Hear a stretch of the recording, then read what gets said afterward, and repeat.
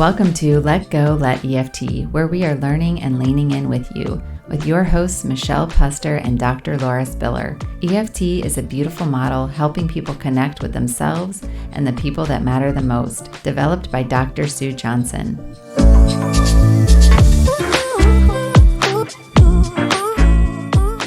Hi, Dr. Spiller. How are you today? I am well, Michelle. I'm looking forward to talking about some other topics in our EFT and sex therapy series. Yes, today we're talking about negative sexual scripts. And we thought we would start off by defining what a negative sexual script is. And Emily Nagoski describes it as a storyline that shapes what people believe about how they're supposed to be having sex, how sex is supposed to go. And that can get us into a lot of trouble. Yeah, these storylines are everywhere. We get them right from our culturally, socially. We get them from media, culture, family, religions, peer groups. What are some of the common storylines or sexual scripts that you think that can be limiting for people? I mean, one of the ones that I hear the most often that is the most upsetting to me is once sex starts, it can't stop. And if you think about the things that we hear, you don't want to be a tease, you don't want to cause blue balls, you know? Right. So, and that can be as early on as making out, or it can be in the middle of intercourse. I'm experiencing pain, I can't stop. Can't say no. Yeah, can't say, yeah.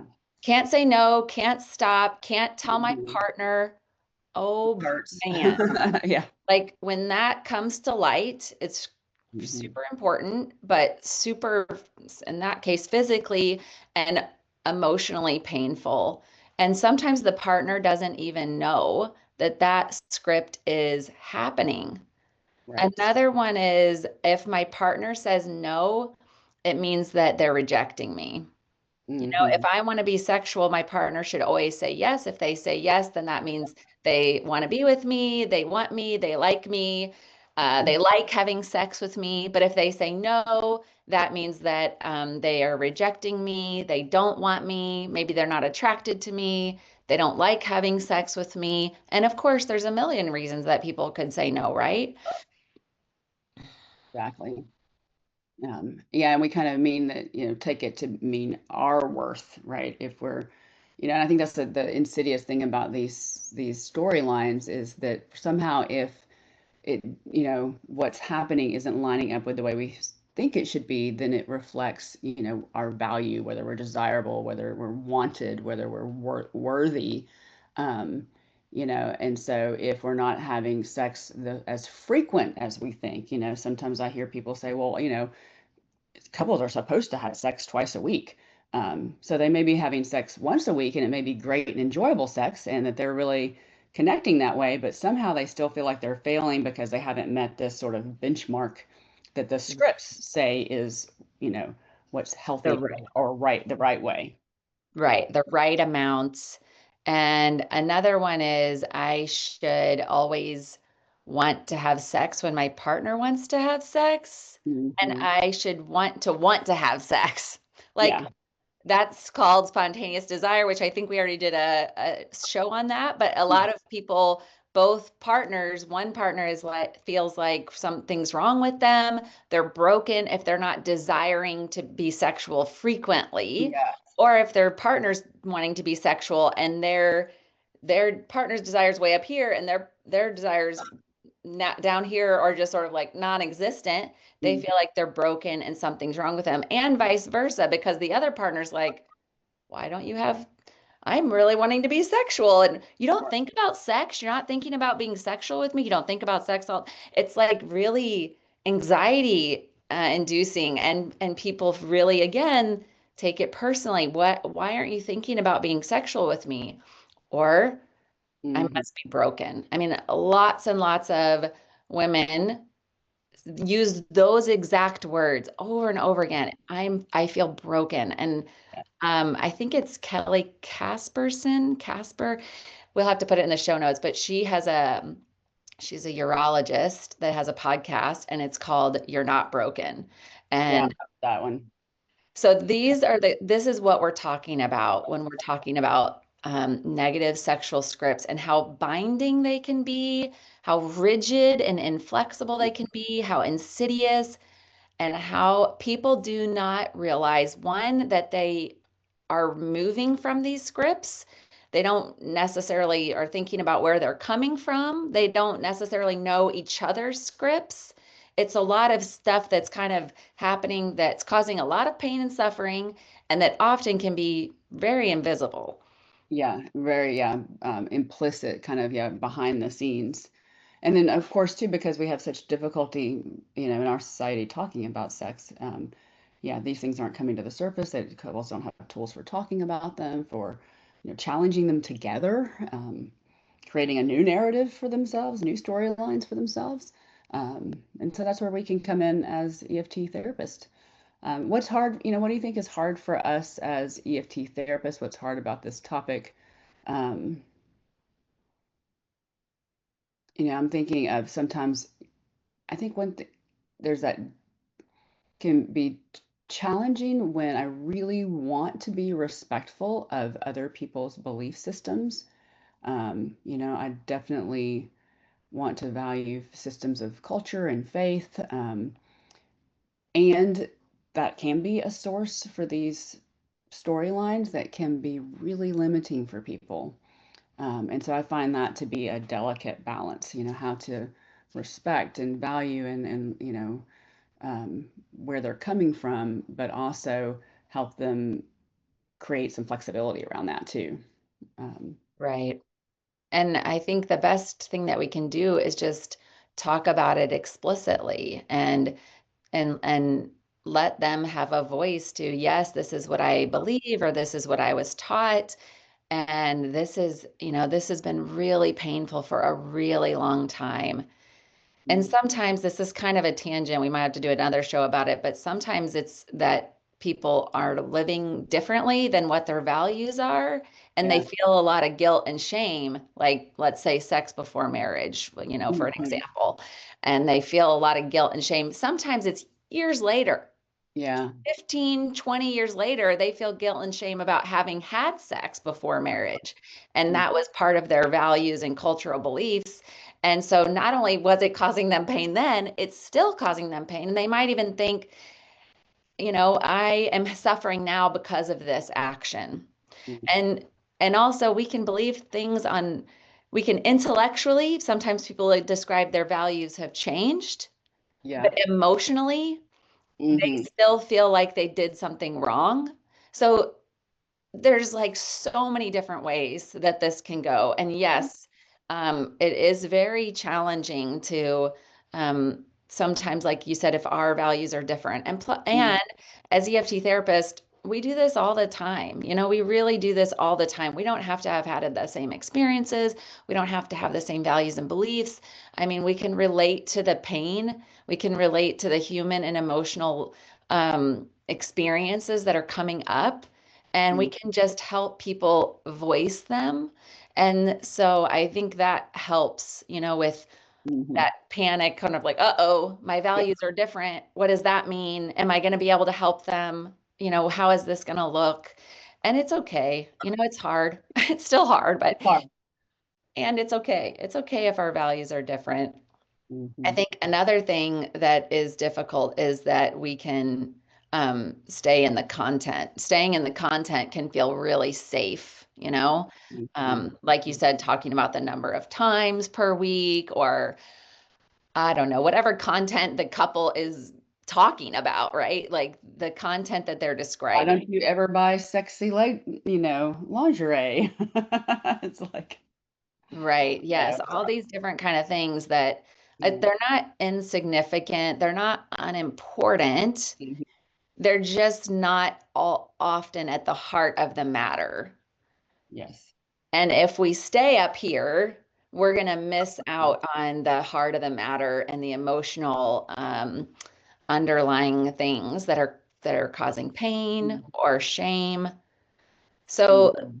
what about what is difficult for us as the therapist? We've already touched on some, right? But as the self of the therapist, and our attachment system in the room, what are some of the things that you find are difficult? Yeah, I think one of those pulls to, help them feel better quickly, is also attached to my need to belong and be accepted and be seen as, a helpful, good therapist, especially when they're in pain and we can feel it. I mean, sometimes I do want to go solution focused, or I want to, you know, talk about scheduling sex or trying, a new, being open to more variety in how they approach and initiate sex. Or I mean, it's like you said, right? We can get pulled into solutions or the content, um, because of our need to feel useful and, and wanted too. Right, right. Yeah, we want to feel competent and that's often what people come in asking for. They want us to Right. fix it. They want to know what's normal and how do we get there? How do we fix it? Give us homework. I mean, oftentimes our clients are asking for solutions and asking for things like that. And so for us as therapists, I noticed that learning, incorporating sex therapy into my EFT work because in the being a new sex therapist and new information and like I noticed that in the beginning I was really anxious because it was so new to me, right? I wasn't familiar with patterns. I hadn't seen a lot of couples or individuals. It was just sort of like everything that I had learned, similar to when you're first learning EFT, right? And anxiety can certainly keep us in problem solving mode and keep us in Totally. content because we're like, oh my gosh, this over here is so scary and foreign. I don't even know what that looks like or how to do that. And so it's just a good thing to keep an eye out for, this like noticing Yeah. our anxiety and noticing what we do as therapists when we feel anxious, because it gives us a lot of information. I mean, I was just feeling the contrast between, talking to somebody about doing sensate focus. I mean, I've got a book I can give them, I've got a handout I can give them. We can problem solve about when they can do it. I mean, there's something that just feels so directive and easy about that. Um, and, if we think about what we know about couple cycles and the underlying need for connection and vulnerability and risk and exposure, you know, there's a lot that's going to come up for that couple if they were just going to take this homework assignment and try to do it. And that's where we really need to slow things down. I mean, what's that feel like to even be talking about this with your partner? You know, Right. when you think about how things like this have gone in the past, right? What comes up in your body as you think about that? Hmm. And what is that feeling saying to you about how this will go? And what would it be like to share that with your partner? When I think about this, I feel this. I mean, that's again where, and yeah, it will take longer to get to Hmm. the point where they're able to do some of those, practices together. But the difference in how you prepare them for success versus set them up to just probably get hit by their cycle is really different. Right. Yes. And just to be clear, I hear what you're saying is it's not that we don't offer exercises like sensate focus. It's just that in the session, we don't spend the majority of the time explaining it and doing the handout and things like that. We spend the majority of the time talking about what are the blocks. Of course, we probably have spent sessions talking about what are the blocks that are there that are causing Yeah. them to even need an exercise like that. And then when we explain and kind of do the psychoeducation, as you started to point out, what comes up for you at the idea of doing this? Can you imagine meeting your partner in the room and Yeah. them coming close to you, what comes up in your body right now. And you're absolutely right, helping them feel that. One, we're going to, as a therapist, have a better idea of how that's going to go for them, but Yeah. then they can talk about the fears, they can talk about the anxiety in the body, which often is there for not one if not both couples. I mean, Yeah. that's often a part of why they start to move away from each other sexually, is one person is experiencing so much anxiety around any kind of sexual activity, that it becomes, it's very, very difficult, if not impossible, to experience desire and anxiety at the same time. They're like opposites, right? That hits your brakes, right? So yes, I love that image that you just kind of painted of what comes up for you in your body as we talk about you guys trying this exercise at home. What would it be like to turn to your partner right now and say that you feel knots in your stomach at the idea of trying this exercise at home? And that doesn't mean that they won't do it. We don't know, right? In We fact, they're probably more likely to do it if we've helped them, you know, anticipate and have, I mean, right, we've given them an experience for what to do with that anxiety and hopefully, created some safety around that so that when it does come up, right, when they're actually moving towards this practice, that they will be prepared. They're going to have a little bit of a model for how to, manage it together. Right, right. Yeah.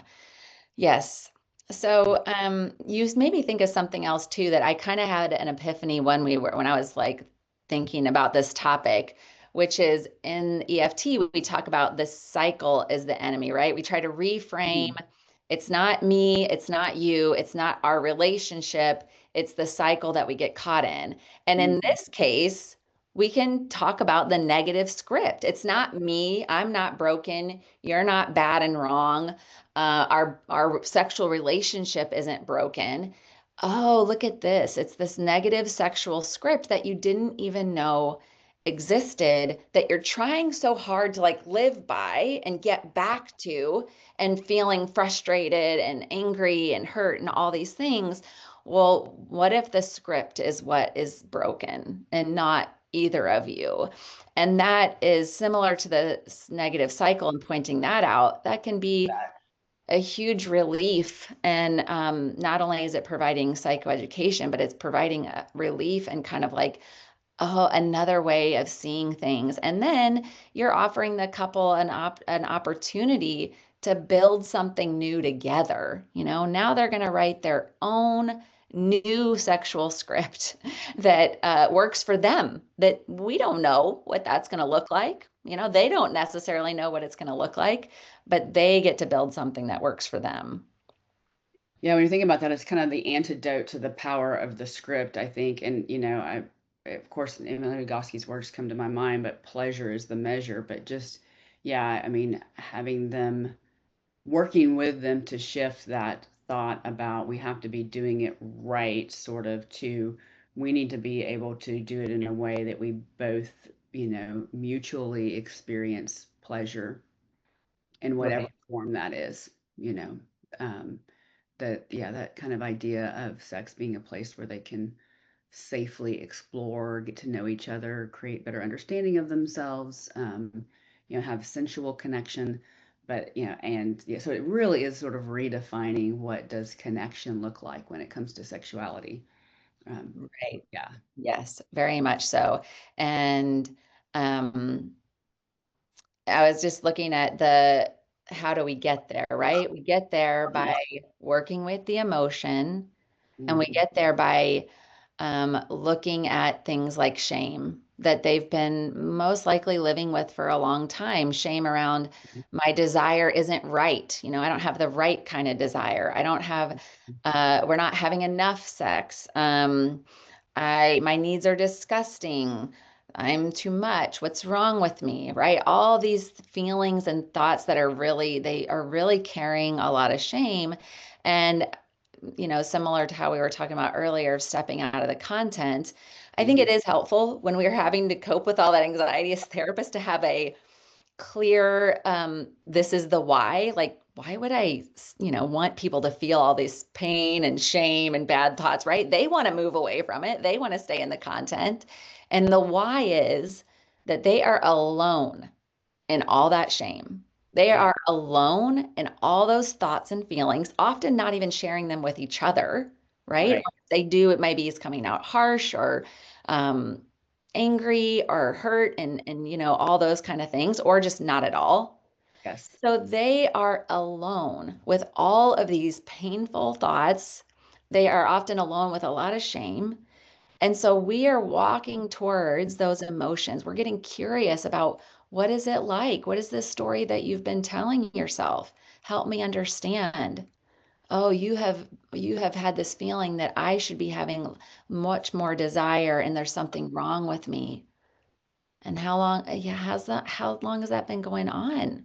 As long as I can remember. Wow. That's a long time to feel so much shame. Is that the right word? Is that help me understand? And this is how we walk closer to this experience. So not only do they hopefully have a new experience of not being alone in that shame, Mm-hmm. they get sprinkled in psychoeducation as we do in EFT. They also get to share that with their partner, and then we help their partner hear that, receive it. If possible, we help them the partner respond. At the very least, we are responding positively to them, right? We are creating that safe space. And then they start to be able to make sense of this experience that they've been having. And that is all really powerful. That is worth, right? That's worth Yeah. walking into the shame, walking into our discomfort, helping them walk into their discomfort, because maybe for the first time in their life, they're not alone in this shame and pain and these awful thoughts and feelings that they've been having around their sexuality, perhaps, or their sexual relationship. Yeah, we're providing this antidote to the, what's, shame wants us to close off and hide. And so we're kind of walking slowly into that with clients and helping them access that own experience themselves, talk to us, talk to their partner about it, open that up. Because if you think about how much that close off is kind of gets in the way of relaxing enough to experience pleasure or to even be open to taking the risk to seeing, could something else happen here? And so I really do think, we are setting them up for success if we take the time to bring the EFT lens to this kind of work. While the tools are great for sex therapy, sometimes again, if you're not doing this, the clients are just going to encounter the same blocks that they've been dealing with. So we need to help them go into those blocks with a lot of compassion, a lot of understanding, being able to share and open up some safety with their partner. So then together, they're moving towards these other goals. So I just love that. It just feels so comforting, right? To think about how to do that. But it is, we have to open ourselves up for that journey with our clients. Right. And a lot of uncertainty for us as therapists. We don't know what this is going to look like, and it's kind of like what you were saying earlier. We're shifting our outcome Mm-hmm. and perhaps theirs too from Mm-hmm. having mutual orgasms or having a certain number of sexual experiences per week or having intercourse, even Right. that being the goal is Right. how do we get to that? All these different kind of things to, okay, we're going to work towards having a mutually pleasurable sexual experience. Mm-hmm. Maybe one or both have an orgasm. Not the goal. The goal is mutually pleasurable sexual experience. Mm-hmm. It's also one that is flexibility with who initiates, how they initiate.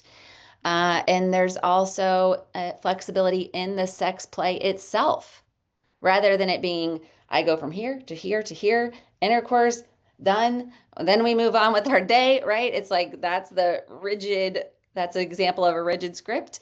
It's like, oh, there's this menu of sexual options. What do Mm-hmm. we want to try out on the menu today, right? So we're working towards flexibility and a place where it's always safe to say no at any point in the sexual experience. And you're not going to experience your partner moving away, their anger, their frustration, their all those kind of things that make no not okay.